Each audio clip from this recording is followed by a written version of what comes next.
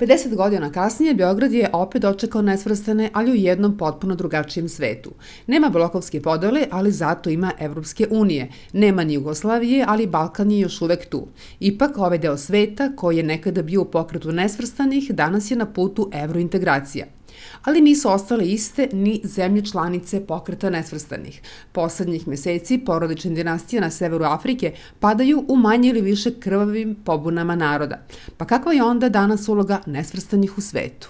Ta vrsta politike koja je bila značajna, 60. i 70. godina, gde se na tom simboličkom planu mnogo toga odlučivalo, pa je ta čuvena fotografija Tito Naser Nehru mnogome simbolički obeležila jedan svet koji se nalazi između velikih blokova prošla. Danas međunarodna politika i saradnja među državama, pogotovo u okviru međunarodnih organizacija, funkcioniše na mnogo svakodnevnijem i operativnijem principu. Ne može da se poredi uloga nesvrstanih i samita koji se održavaju vrlo retko, periodično, i onoga, recimo, kako funkcioniše Evropa kroz Evropsku uniju. Pokret nesvrstanih ni tada, a pogotovo ne sada, ne može da bude onakav globalni faktor kakav su, recimo, velike sile bile u to vreme, Sovjetski savez i Sjedinjene Američke Države, ili kakav je danas NATO pakt i pre svega ova zapadna vojna i politička alijansa. Ali i dalje, bez obzira što je, moglo bi se reći, sa propašću tog bipolarnog sveta, sa raspadom Varšavskog pakta, sa stvaranjem 90. godina unipolarnog sveta sa centrom, dominantnim centrom u Vašingtonu i delimično u Briselu i nekim zapadnim drugim prestonicama, pozicija i značaj, strateški značaj pokreta nesvrstanosti je opao. Ali su tu i dalje neke veoma moćne, veoma značajne zemlje, i to zemlje koje se u posljednje vreme veoma dobro nose s ovom svetskom ekonomskom krizom, zemlje koje beleže najveće stope rasta, zemlje koje i demografski i ekonomski postaju sve teže i sve vidljivije na političkoj karti sveta. Dobro je da pokret nesvrstanih postoji iz prostog razloga što okuplja države koje su do sada pokazale da imaju mnogo povoljniji stav prema Srbiji nego države koje, recimo, dolaze iz Evropske unije ili, recimo, Sjedinjene Američke Države. Dakle, trenutno je pokret nesvrstanih jedna organizacija zemalja koje su manje ili više prijateljski nastrojene prema Srbiji, i ako je išta dobro u pokretu nesvrstanih, onda je upravo ta činjenica koju bi Srbija, ako ima jednu pametnu spoljnu politiku, svakako morala da iskoristi. Srpskoj diplomatiji nije tajna, ne ide najbolje. Ovaj skup je zato prilika za Beograd da pokuša da osigura podršku svojoj spoljnoj politici vezanoj za Kosovo. Ima koliko neki analitičari tvrdili da je to zakasnela manifestacija namere Vuka Jeremića da se bar u tom pokretu spreči dalje priznavanje Kosova, čini se da je osnovni motiv koji je našu diplomatiju vratio na put nesvrstanih potpuno opravdan. Ono što je suština je da su se najznačajnije, najveće države pre proglašenja ili neposredno nakon proglašenja nezavisnosti Kosovo opredelile prema tom pitanju i definisale svoju politiku. Ostale države će vremenom pratiti ono što je mainstream, koji će vrlo verovatno ići u pravcu sve masovnijeg priznanja nezavisnosti Kosova, pre svega s obzirom na to da to pitanje nije za njih preterano bitno. Ambasadori Sjedinjenih Država, Velike Britanije i Francuske imaju maltene dnevnu ili mesečnu obavezu da svoje domaćine u zemljama gde god se nalaze podsjećaju na Kosovo, odnosno da vrše pritisak u pravcu priznavanja nezavisnosti Kosova. Dakle, u tom svetlu, kad imate takav snažan pritisak, dolazak tih ministara, a i nekih lidera, dakle, u Beograd, će barem za neko vreme malo smanjiti opasnost od novih priznanja. I ne samo to, nego se sada ispostavilo da barem dve, a kažu da ima još nekoliko zemalja u nagoveštaju, su spremni da povuku priznanje nezavisnosti Kosova. Šta mislite o skupu nesvrstanih koji je održan u Beogradu? Korisno. Kako nesvrstani, a priznali neki u njih Kosovo? Šta to znači? O skupu nesvrstanih državi, što bi rekli, nema smisla nikako. Smatram da Beograd treba nesvrstana isto, ali ceo svet. Trebalo bi takvi skupova više da pravimo i da damo stipendije studentima iz nesvrstanih zemalja, jer su oni ti koji će povući našu privredu, pa lepo odemo posle tamo da radimo i da zarađujemo. Može samo koristi da donese, štete sigurno neće biti. Tu ima nekoliko članica zemalja BRIK-a, odnosno BRIKS-a, od, Indije do Južne Afrike ili Indonezije. Mnogoljudne zemlje sa velikim ekonomskim potencijalom koje bi što iz sagledanja realnog interesa, što malo i zbog nostalgičnih razloga i odnosa i ugleda koji je ta Srbija, odnosno ondašnji Beograd, bolje reći, i ondašnja Jugoslavija, koji su imali, bili zainteresovane za obnavljanje ili uspostavljanje odnosa sa tim zemljama. Objektivno mi na ta tržišta možemo da izvezemo svoje proizvode i možemo da budemo konkurentni. Mi najvećim delom svojih proizvoda i usluga ne možemo da budemo objektivna konkurencija Evropske unije, mi možemo samo da budemo jeftino tržište za njihove proizvode, ali u toj utakmici sa Evropskom unijom naši proizvođači gube.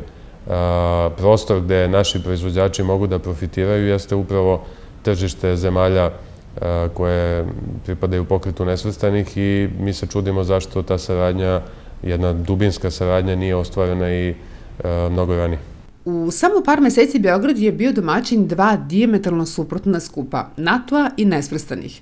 Čini se potpuno nepomirljivo, a svi su nam, bar zvanično, bili dragi gosti. Je li taj diplomatski kontrapunkt čisto umeće naših vlasti ili prosto nedosledna politika bez jasne strategije? Mi smo doslovno, možemo reći, pa čak i javnost, a i politička elita, samo što ta proporcija nije ista. U političkoj eliti i u javnosti nekako rascepi na tri strane geopolitičke. Jedan deo, većina političke elite i manjina građana je za NATO i Zapad do kraja.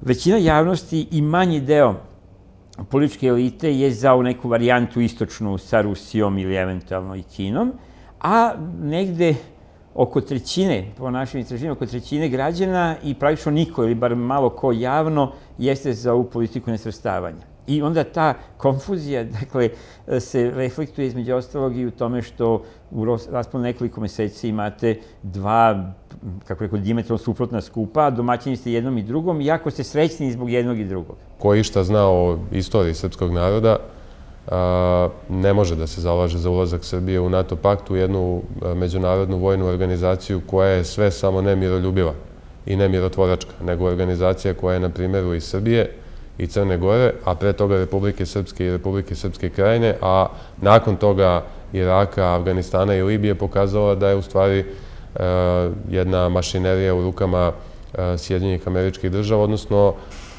jedna alatka sa kojom Amerikanci treba da batinaju sve one države i narode koji se suprotstavljaju njihovoj hegemoniji. Da li Srbija treba da obnovi članstvo u nesvrstanima? Ipak da. Ne treba. Zašto? Zato što nam nije puno pomoglo nesvrstanost. Pa ne bi. Sada ako hoćemo već u Evropsku uniju, onda ne možemo i to, a mislim da je Evropska unija danas ipak jače nešto nego to. Treba da se vrati u nesvrstano. Šta je to dobro za nas?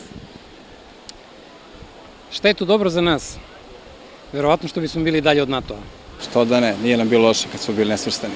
Dakle, mi možemo biti posmatrači, mi nismo sada članovi pokreta nesvrstanih, nego smo posmatrači i to možemo da ostavimo iako smo u Evropskoj uniji. Ali, ja mislim da bi bilo bolje obrnuto, da mi postanemo članovi pokreta nesvrstanih, a da ostanemo ili postanemo posmatrači u nekom smislu, odnosno saradnici i partneri Evropske unije. Mislim da bi nam to dalo više koristi i političke i ekonomske nego ovaj sadašnji kurs.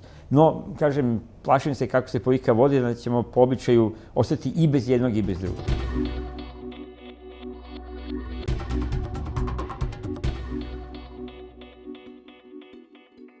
Cela mudrost ovakvih zemalja i ovakvih naroda kao što je naš, bila bi u tome da meri, da uzima sve to što može da se dobro primi, što je korist, što je nesumnjivo ispred nas, jer mi ipak nismo izmislili čak ni bicikle, kamoli automobil ili tranzistor, znate.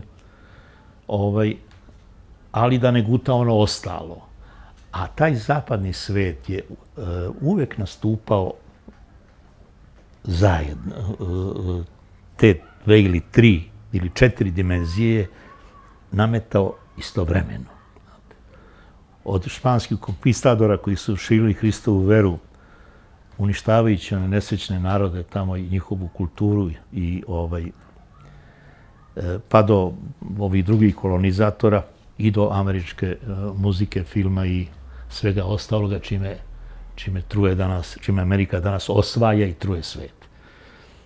Sad, naći tu meru, uzimati ono što voliš i što je vredno, jer svakako u svim tim zemljama, pa i u Americi, koju ja očigledno ne simpatišem, ima vrlo vrednih i pisaca, i filmova, i ljudi, vrlo pametnih i umnih, koji danas ne dolaze mnogo do izražaja, nažalost. Ali uvek se ima šta uzeti, ali cela je priča u tome da vam ne prodaje to u paketu zajedno. Nisu oni protiv Srba, mi za njih ne postojimo uopšte, jer nema mesta ni za koga. Sad ovi koji su imali neku protekciju političku, Grke su primili iz političkih razloga, iz geostrateških razloga.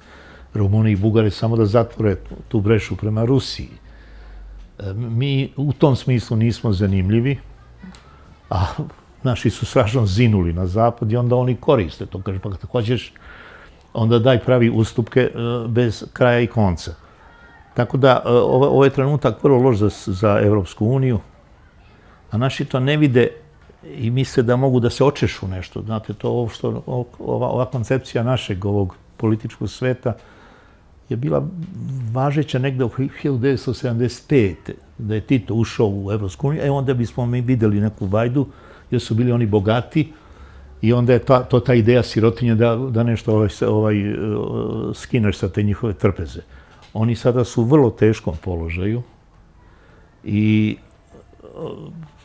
nova muka i novi siromah i novi problemi im uopšte ne trebaju. Mogu naći da se odreknu Kosova, neće primiti. NATO hoće, to je druga priča, znate. Ali u Evropsku neće, ne mogu da izađu na kraj sa sobom. Tamo to, kako da vam kažem, nikom ne pada na pamet da nekoga primi. To je prosto isključeno. Ima taj politički nivo u Brislu koji priča neku političku priču sa našim nesrećnim ovim političarima. I to je ta ucena. A ovi ostali gledaju svoja posla, znaju otprilike da to ne treba, da ne mogu to da prime, kao što znaju da neće Turke primiti nikad i to, da ih stalno laže, nešto im govore, ajde učinite ovo, počinite ono, jer Turci su u gorem položaju od nas. I tako da, to što je Angela Merkel rekla, to su ti pravi političari koji vode svoje države, koji ne dolazi obzira, ona zna koliko to košta, koliko je košta samo Grčka.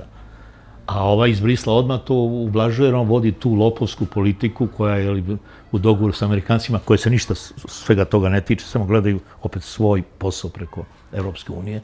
Ja znam neke političke ljude, pametne, koji su mi govorili još ovo pre 7-8 godina, sve ovo se dešava. Ja nisam potpuno verovao u to.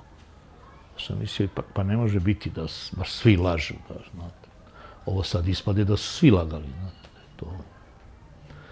Sad, to je veliki kukavičluk ovde za vladu.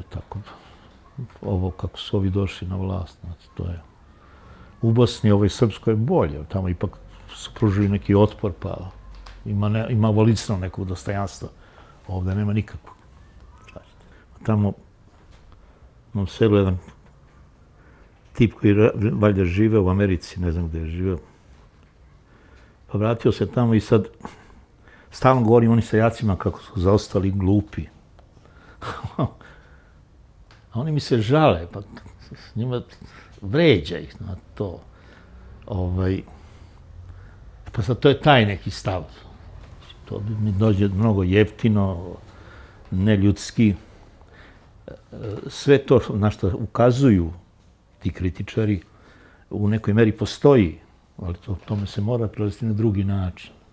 Inače ovako, pa ja tako ne govorim ni o tuđim narodima, kamoli o svom. Mislim, vidite u čemu je stvar, šta je.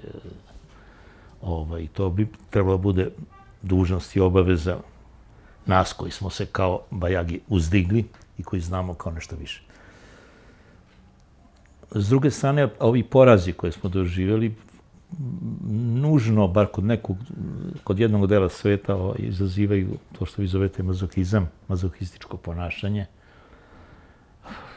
Valjda misli da će na taj način da se oslobodi ako prizna da je sve to tako i još gore, znate, pa će onda da iziđe iz toga. Međutim, to je varka. Izlazi se na drugi način, a ne na taj. Naš narod je vrlo tolerantan prema svima, čak i prema ovim neprijateljima danas. Ima neku mudrost, valjda od tog dugogodišnjeg trpljenja, znate. Ja sam negde sam pisao, ono kad je bilo najgore, one sankcije, i sad vozio me neki kamionđija od tamo sela do Beograda i usput mi pričao neke muke, šta je ovo sve imao, ćerka na studijama, nema para, žena bolesna, a on nema plata, zna, 94. godina, znate na što to liči. Ja na kraju da mu platim, neće da čuje, znate, on je gospodin. Ne treba njemu, ja mislim da mu dam bar ono što dajem za autobus. Ne, ništa. On je samo razgovarao kao čovek i za svu tu muku, znate, to se ne viđa često u svetu. To je neka širina, ako je nevjerovatno.